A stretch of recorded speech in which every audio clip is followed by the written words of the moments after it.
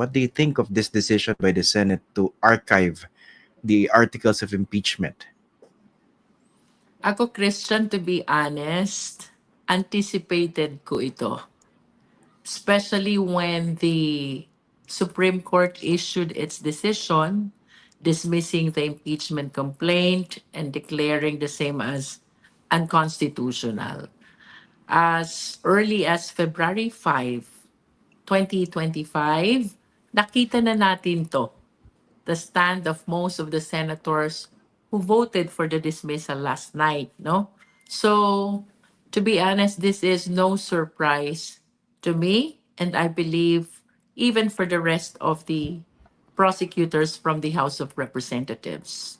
But you're not surprised, but do you think they made the right decision here given the fact na meron pa pong motion for reconsideration filed by the House at hindi pa po ito inaaksyonan ng Korte Suprema?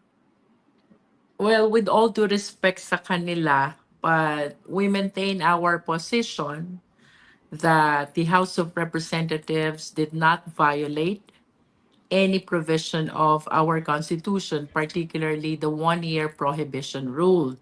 And considering as well that we have a pending motion for reconsideration with the Supreme Court, and this is still to be decided upon by the Supreme Court, we maintain our position na sana dapat hinintay na lang kung ano ang magiging desisyon ng Supreme Court. We honestly believe that in our motion for reconsideration, we completely addressed all we believe as differences in facts, differences in arguments, and we stay hopeful that the Supreme Court will be enlightened and hopefully will find reasons to modify or even reverse its decision.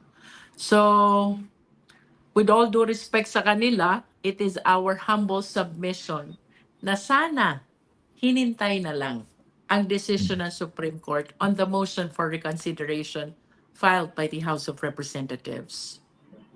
Ano po bang tamang understanding, no? Kasi initially, the move by your former colleague dyan po sa House, si now Senator Rodante Marcoleta, outright dismissal, again, citing the Supreme Court decision, pero medyo kinamada ito ni Alan Peter Cayetano. I don't know whether that's the right term, no? Inamend, ang ginamit nilang term archive. Ang gusto naman ni Tito Soto, the minority leader, hindi, i-table yung motion ni Rodante Marcoleta. But with this final decision by the Senate, yung archiving, ano po ba ibig sabihin nun? Patay po ba o buhay pa kahit papano itong impeachment complaint? Well, pag-archive, ibig sabihin, the case is no longer active. And if there will be reason to take up again the same impeachment complaint, the remedy will be the motion to revive. To sa motion to revive, definitely, kung pinagdebatehan yung motion to archive, this will solicit again uphill debate among the members of the Senate, no? Kung anong difference nito about the motion to dismiss. Sa motion to dismiss naman, totally disregarded na yung impeachment complaint, and the proper remedy will be the refiling of the impeachment complaint. So, Okay. for the clarity of our viewers, Christian, no? Doon sa motion to archive, temporarily, naging inactive yung kaso. Kung gusto mo ulit buhayin, the proper remedy will be motion to revive. Kapag motion to dismiss naman, totally disregarded na yung impeachment complaint. And the proper remedy will be refiling already of the impeachment complaint. Okay. So, kung sakali po, no, hypothetically, kunwari nag-decide yung Supreme Court to reverse itself and grant the motion for reconsideration by the House, kung ang ginawa naman sa Senado ay dinismiss, ibig sabihin, kailangan i-refile po ito ng House. Ibig sabihin ba, dadaan yun muli sa proseso na itinakda ngayon ng Leonen decision? You are correct on that, Christian, with reservation, of course, to the details of the modification if ever the Supreme Court will be modifying its own decision. No? Kasi the question is hypothetical, no? If the Mm. Supreme Court will be granting the motion for reconsideration, ibig sabihin, there will be some modification or even reversal. We have to know yet. Ano Yeah. ba yung magiging subject matter ng modification or reversal? But one thing is clear.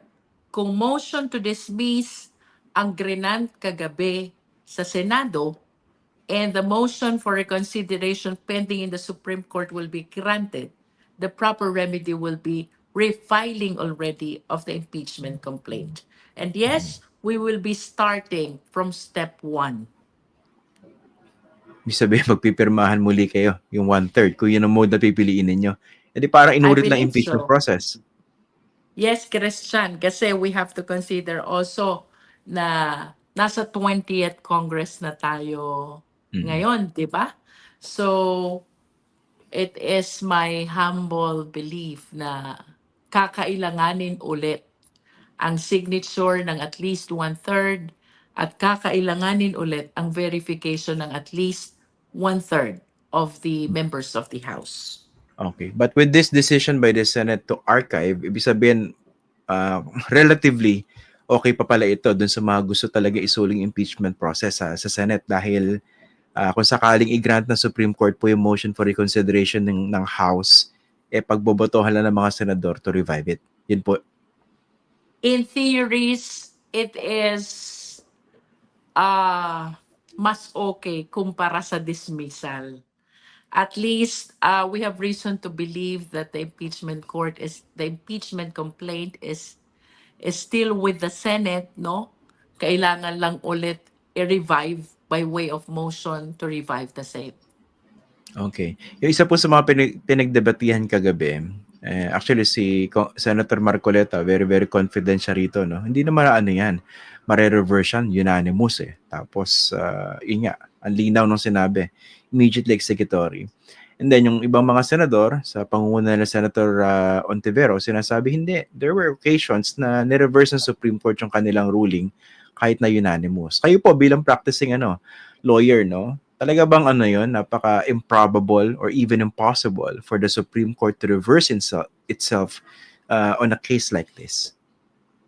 Well, let us be reminded, Christian, of the purpose of motion for reconsideration and even appeal. Kaya tayo merong ganitong mga remedies, MR, appeal, is because we are giving opportunity to the court to revisit its decision, to revisit its findings of fact, and to revisit its resolution of the conflicting arguments.